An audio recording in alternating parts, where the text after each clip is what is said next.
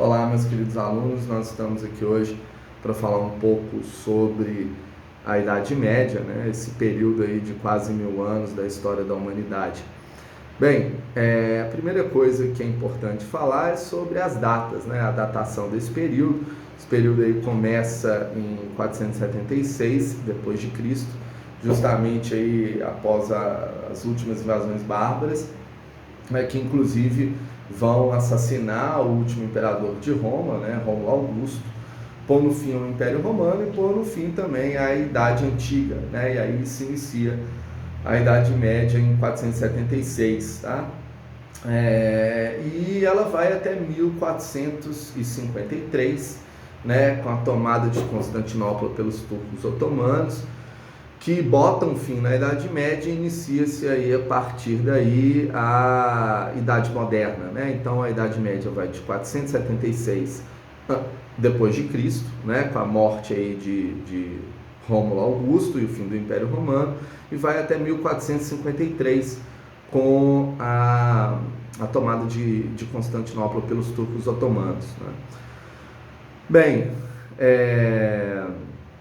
outra coisa importante é a gente dividir essa Idade Média em dois períodos, né? Assim, mostrar como que fica, né? Assim, essa divisão, né, da Idade Média, né? Que é subdividida, né, em duas fases, em dois períodos, né? Chamada Alta Idade Média, que é um período, digamos assim, de maior esplendor da Idade Média, né? As suas características elas estavam, digamos aí, em potência máxima, né? E que vai do século V até o século XI. Então, a Alta Idade Média vai do século V ao século XI, né? E é um período de maior esplendor da Idade Média. E a Baixa Idade Média, que já é um declínio aí da Idade Média, que vai do século XI ao século XV. Essa periodização que divide a Idade Média em duas fases, ela é a mais utilizada, não é a única. Nós temos outros tipos de divisão, mas é essa divisão, essa periodização aí que é utilizada no nosso material do Bernoulli. Então é essa que a gente vai tomar como base aqui, tá? Bem, é importante também, desde o início, a gente falar sobre os preconceitos que se desenvolveram aí a respeito da Idade Média, né? Que durante muito tempo, ou até hoje, né, é conhecida aí como Idade das Trevas, né? A Noite de 1000 anos, como se fosse mesmo um período onde a humanidade abriu mão, né, de produzir conhecimento, abriu mão de pensar, né? Assim, um período de plena e total ignorância. Bem, isso não é assim, né? Assim, a Idade Média ela teve sim produção de conhecimento, muita filosofia, Santo Agostinho, aí, São Tomás de Aquino, Adalberton, né? Então nós temos, né, alguns intelectuais aí, alguns pensadores importantes desse período que estão obviamente ligados à Igreja, e é justamente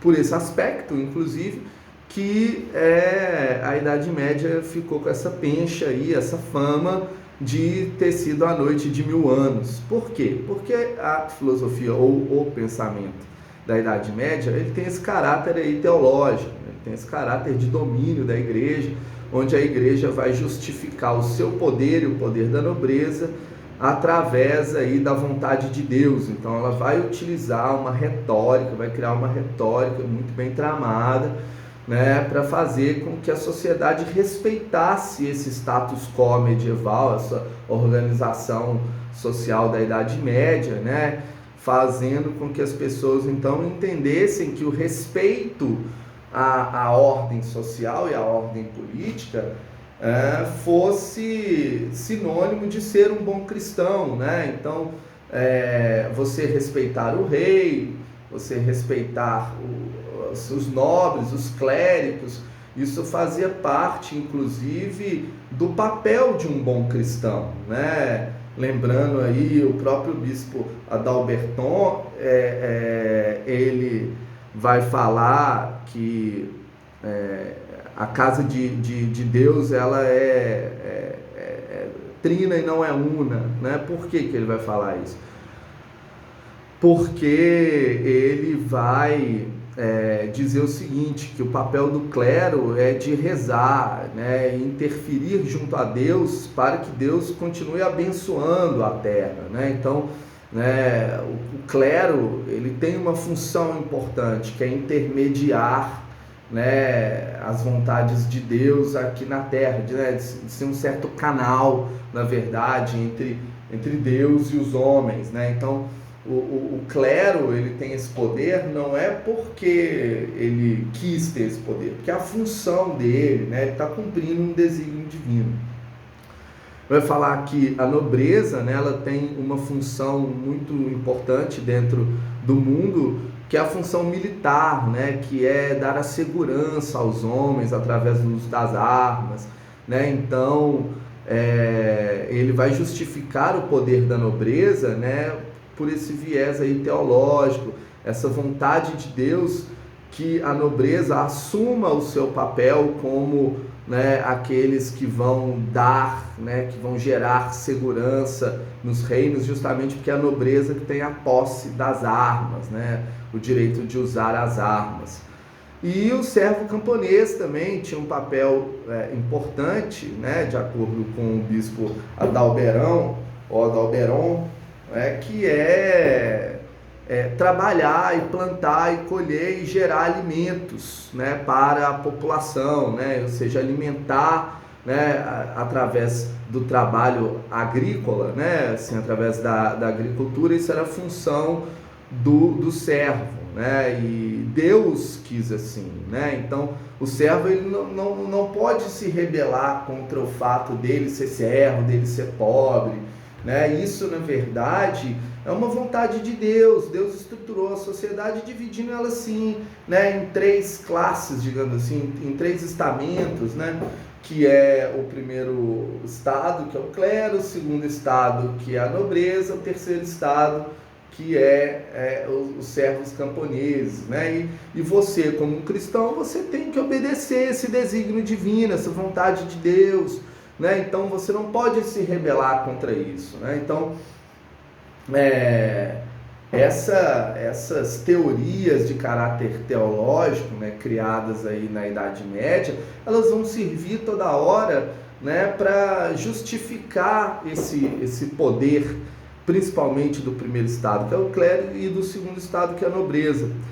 Através disso, a filosofia, então, ela tinha sua utilidade, né, que é justamente fazer com que, né, essa sociedade se mantenha ordenada. Mas não é porque essa teoria ela era teológica, ela tinha esse caráter religioso, que essa filosofia medieval ela não tem valor. Ela tem valor, ela é muito bem estruturada, né? Assim, como eu disse, ela é fundamentada numa retórica, digamos, extremamente sofisticada, inclusive, o que mostra que, na verdade, existe produção do conhecimento. Sim, esse conhecimento ele só é, né, exclusivo, né, de uma classe social, né? Ele obviamente não é democratizado, nem perto disso. Na verdade, até hoje não é, né? Mas óbvio, né, o conhecimento hoje ele é muito mais, ele assim, tem um acesso muito mais fácil do que na Idade Média.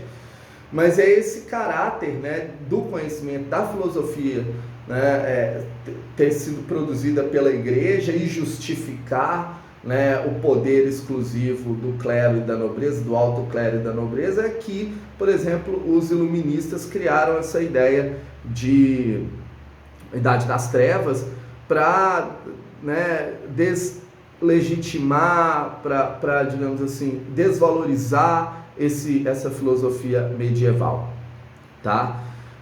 Justamente numa época que o iluminismo ele queria acabar com os privilégios de classe e criar uma sociedade a partir da isonomia, né? Então, uma sociedade onde estava todo mundo no mesmo nível, né? Então, isso era necessário atacar, criticar esse pensamento medieval e falar que ele não valia nada, né? Isso era uma função dos iluministas, deslegitimar, esse pensamento filosófico criado na Idade Média. Bem, partindo disso, vamos falar aí das características gerais, né? Um período de muita ruralização, né? Isso a gente já vê desde o final do Império Romano, né? Um êxodo urbano, as pessoas, inclusive, para fugir das invasões bárbaras, cada vez mais elas saíam da cidade e iam para o campo, né? Essa ruralização, ela se perpetuou dentro da Idade Média, né? Assim, a Idade Média ela é marcada por uma sociedade que se encontra nas áreas rurais, né? Uma sociedade ruralizada, uma sociedade que vive do campo, vive da agricultura, né? Uma sociedade, né, que vai estar espalhada aí pelas áreas rurais dentro da Europa, com poucas cidades e cidades com pouquíssima densidade demográfica, né? Ou seja, cidades, né, com poucas pessoas, e o campo é onde as pessoas vão se localizar, vão viver, né, e vão tirar do campo, da agricultura, o sustento, né, e vão fazer dessa Idade Média uma época rural, né, uma época de uma sociedade rural, ruralizada mesmo. Outra coisa, uma sociedade estamental, uma sociedade com pouca mobilidade social, né, onde que os direitos de nascimento eles são muito respeitados, eles são muito respeitados, né?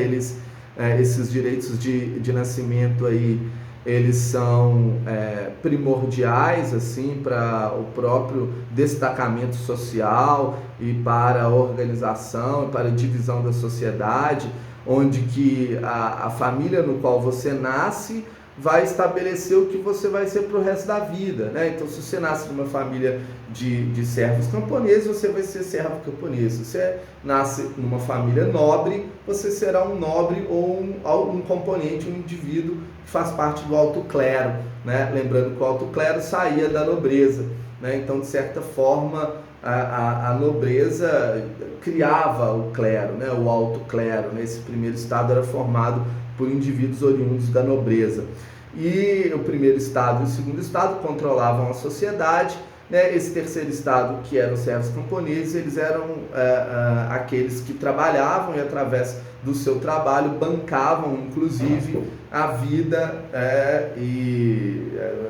do clero, do alto clero e da nobreza, e também, né, era aqueles ali que estavam, né, todo dia, através de atividades laborais manuais, braçais, né, estavam aí produzindo, né? Então a classe produtora, né, que trabalhava, que gerava riqueza, né, no campo, era o terceiro estado, servos camponeses, né? Os clérigos, como o próprio bispo Adalberão falava, os clérigos rezavam, né? Essa era a função deles, ser um canal entre Deus e a humanidade, e os nobres guerreavam e protegiam, né, os reinos, né, de invasões, né, assim, de malfeitores, né? Então a função da nobreza era dar proteção, e sobrava então para esse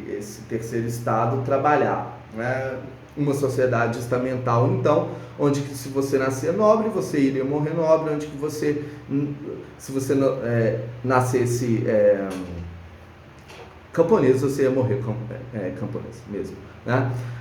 Outra coisa, uma política descentralizada, né? Por quê? Porque é uma época em que os reis, para eles terem grandes exércitos, né, eles precisam então dos cavaleiros medievais lá, dos seus vassalos. Então, para isso, ele divide o reino em feudos, entrega esses feudos para os seus vassalos, né, para os senhores feudais, que em troca da terra vai dar ao rei, né, a fidelidade de seus cavaleiros, né, a tal da relação de suzerania e vassalagem. Isso vai fazer com que rei, né, e senhor feudal tenham um poder próximo. Óbvio que o rei ainda tem mais poder do que um senhor feudal, mas, digamos assim, o rei, ele não consegue, né, formar exércitos sem a união de todos os senhores feudais. Então, isso faz com que o rei precise dos seus senhores feudais, precise dos seus vassalos, porque é através dessa relação de suzerania e vassalagem que o rei vai receber a fidelidade dos cavaleiros que vão lutar junto aos reis, ao lado dos reis, quando esses reis necessitarem, né? Esse senhor feudal, então, ele vai conseguir criar uma política dentro do seu feudo ao receber o feudo do rei, e isso vai fazer com que o rei perca um tanto do seu poder naquele feudo, né? Até porque ele está passando o controle da terra ao senhor feudal, né? O rei está passando o controle da terra ao senhor feudal. Isso vai criar uma política descentralizada, né, dentro da Europa. Outra coisa, o próprio feudalismo, né? O feudalismo, que é essa organização social, econômica e política da Idade Média, né, no qual, aquilo que eu estava falando para vocês, o rei, ele precisa, né, de manter um exército, ele precisa de ter um exército à sua disposição, né, numa época de uma economia amonetária, né, por conta justamente dessa característica rural da sociedade, né, o comércio ele é muito pequeno, que não gera muita riqueza, não tem uma circulação, uma grande circulação de moedas, né, a oferta de moedas, de metais preciosos na Europa era pequena na época, o que fazia com que o rei não tivesse poder financeiro para poder contratar um exército formado aí, assim, por exemplo, por mercenários, né? Então ele vai necessitar dos cavaleiros medievais, então ele vai utilizar, né, esses cavaleiros dos senhores feudais, né, que são vassalos aí do rei, e esses senhores feudais, ao ceder esses cavaleiros, né, ao passar o comando de seus cavaleiros para o rei, né, ele vai ter que receber algo em troca. Esse algo em troca é justamente o feudo. Então a relação de suzerania e vassalagem, né, o suzerano é o rei, digamos assim, né, sempre o suzerano é um nobre, né, num patamar maior, sempre o vassalo é um nobre em patamar menor, né, esse nobre ele vai receber o feudo, em contrapartida ele vai passar, né, a fidelidade dos seus cavaleiros para o rei com isso utilizar esses vários cavaleiros medievais e formar então o seu exército, né? É através dessa relação de suzerania e vassalagem que era feita, organizada a política, né, da Idade Média, né? O suzerano, né, o rei, por exemplo, ele subdivide o reino dele em vários feudos, né, passa um feudo para cada família nobre ao receber o feudo, ela então jura fidelidade, né, sua e de sua família ao rei, de forma que todos os cavaleiros da sua família eles vão ter que obedecer ao rei, obedecer ao suzerano, né? E assim o rei consegue então formar um exército na Idade Média. Ele, para isso então, ele tem que passar o feudo. Então é uma relação de troca. O rei dá a terra, ele recebe os cavaleiros, o senhor feudal recebe a terra e dá os cavaleiros. Não, desculpa. O rei ele dá a terra e recebe os cavaleiros, isso. E o senhor feudal ele dá os cavaleiros e recebe a terra. É uma relação de troca, essa relação de suzerania e vassalagem, né, no qual o rei depende do senhor feudal para ter os cavaleiros e o senhor feudal depende do rei para ter a terra, tá?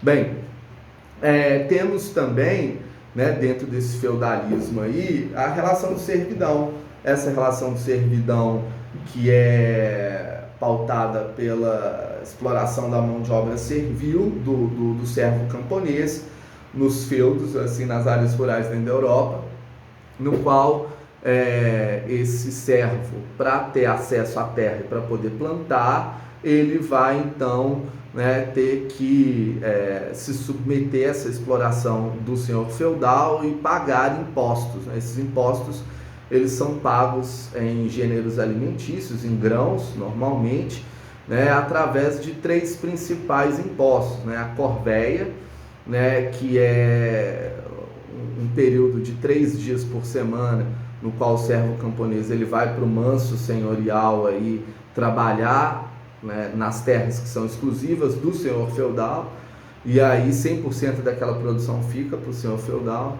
Nós temos também a talha, que é um período aí de também mais ou menos 3 dias, que o servo camponês ele vai trabalhar na terra que o senhor feudal disponibiliza para a família do servo camponês, e aí 50% da produção vai para o senhor feudal, né? E a talha, que é justamente o pagamento que o servo faz ao senhor por utilizar ferramentas e equipamentos do feudo, por exemplo, o moinho, né? Então, o servo camponês ele não tinha um moinho, e ele precisava de um moinho para fazer a farinha, transformar o trigo em farinha.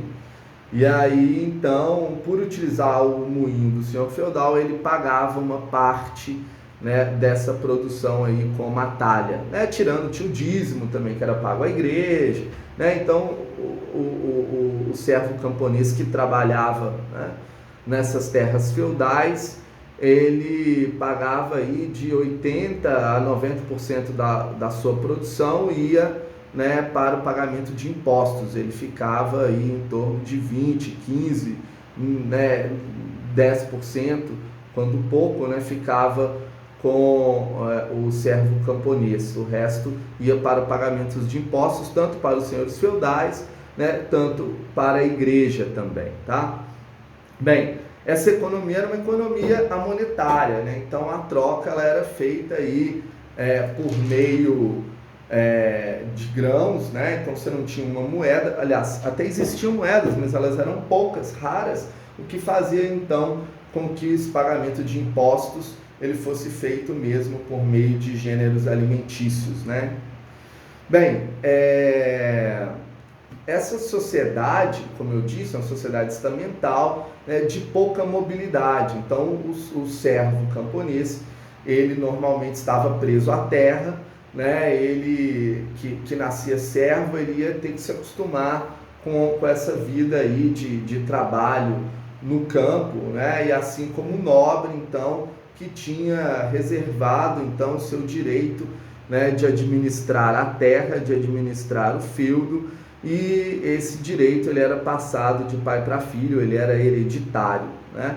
De forma que na Idade Média, como que acontecia, né? O primeiro filho, o filho primogênito, era o que herdava a terra, e os outros filhos, a partir do segundo filho, né, em diante, as funções eram ou virava cavaleiro, né, medieval, soldado, né, ou virava clérigo, né, e a mulher era sempre para casar. Então as filhas eram utilizadas para casar, para reforçar aí as relações, digamos, políticas entre as famílias, né? Inclusive para fazer aliança entre uma família e outra, muitas vezes o casamento, né, de um filho do senhor feudal com a filha de outro senhor feudal, né, assim, da filha de um nobre com o filho de outro nobre, era a forma então de juntar essas famílias, de fazer as famílias terem aliança, né?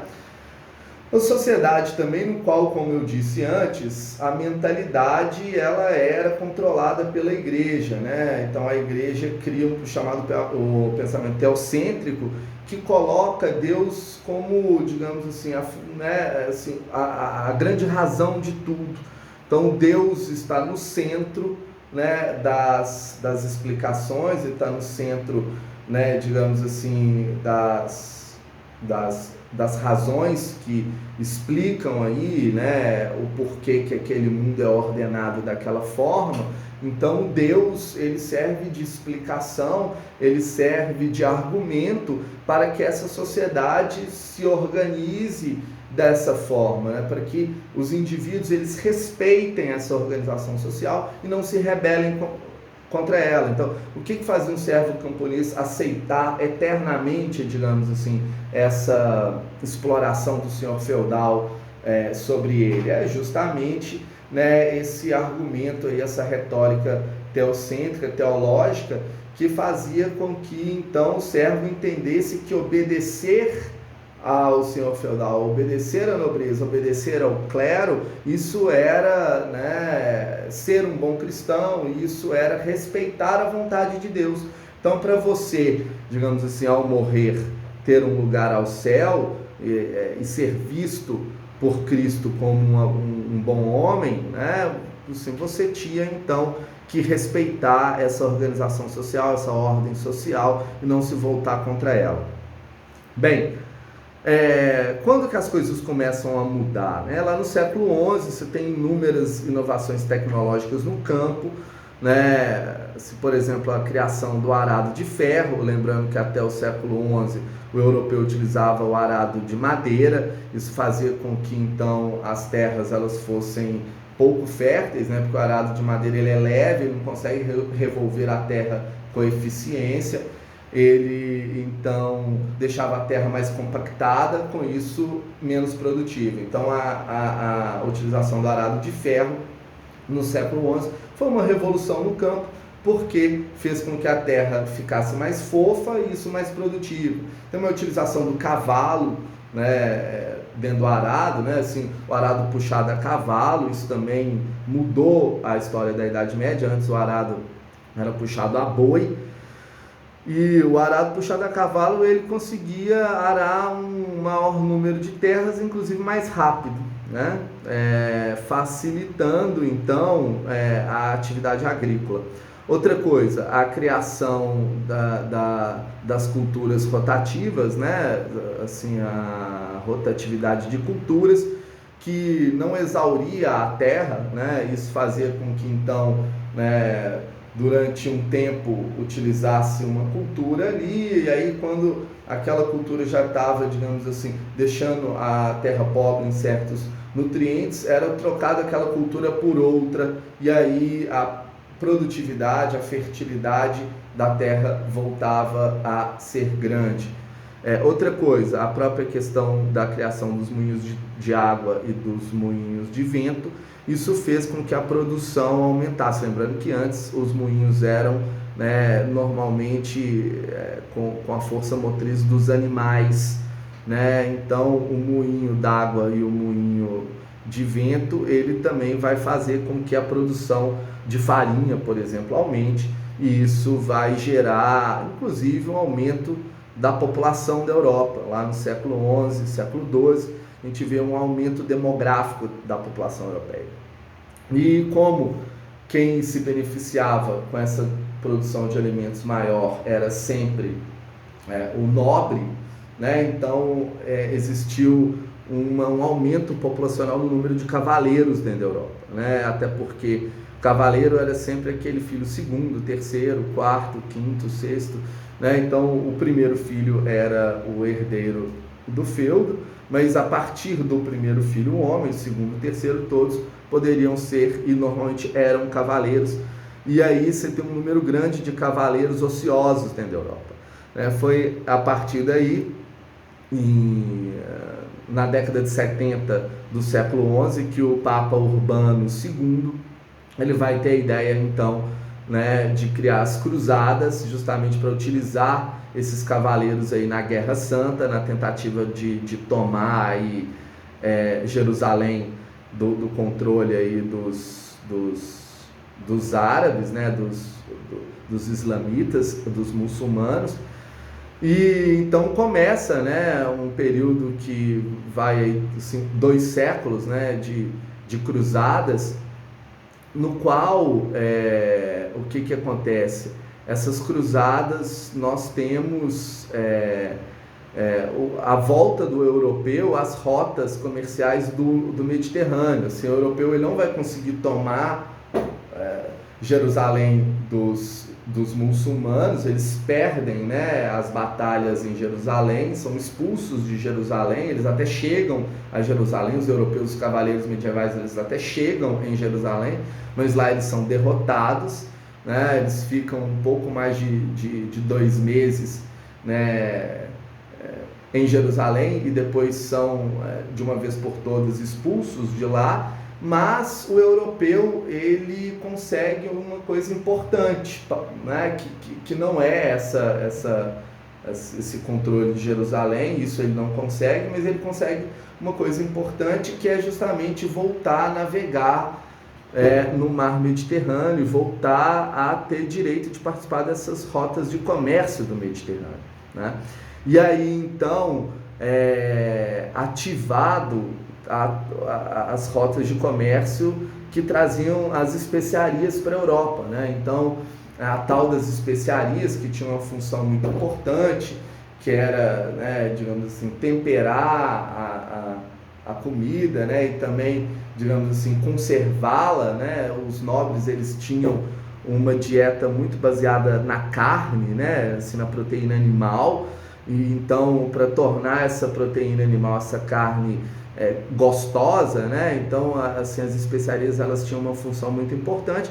Outra coisa, muitas vezes elas eram vistas como alimentos afrodisíacos, ou mesmo alimentos que tinham poder de cura, meio medicinais, aí, então elas tinham um valor muito grande, além de ser também uma forma de distinção, porque ela era quase que exclusividade da nobreza, né? Então, para você mostrar que você era nobre, né, e atestar o seu caráter nobre, você tinha que ter especiaria em casa, comer especiarias, né? Então a especiaria também era um fator de distinção, né, de classes sociais dentro da Europa. Isso fez com que então as especiarias tivesse um mercado muito grande dentro da Europa, né? E aí então as especiarias chegavam na Europa através dessas rotas comerciais do mar Mediterrâneo, principalmente chegavam ali nas cidades italianas, Gênova, Veneza, Nápoles, aquelas que, né, tinham essa tradição de navegação, né? E isso reativou também o comércio na Europa, né? Se o comércio que já tinha assim, apresentado um crescimento após aí assim, o desenvolvimento de excedente de produção no século XI, né, com aquela revolução agrícola que eu falei para vocês, né, de criação de técnicas agrícolas novas, por exemplo, arado de ferro, moinho d'água, moinho de vento. Isso gerou uma maior produtividade e um excedente de produção que incrementou, né, o comércio dentro da Europa, mas também as especiarias, elas tiveram esse papel, e aí elas foram, digamos assim, o fôlego necessário, né, e o impulso maior para que esse comércio na Europa ele ganhasse corpo, né? E aí então esse comércio ele foi importante porque é a partir daí que vão se criando os burgos, né? As capitais também vão cada vez mais recebendo, né, um grande contingente populacional. A gente vê um êxodo rural dentro da Europa, né? Os camponeses saindo, né, do campo e indo para as cidades, né, para participar desse comércio, né? Se o camponês ele não ia virar um burguês, ele não ia virar um comerciante de especiarias, mas ele ia virar um artesão.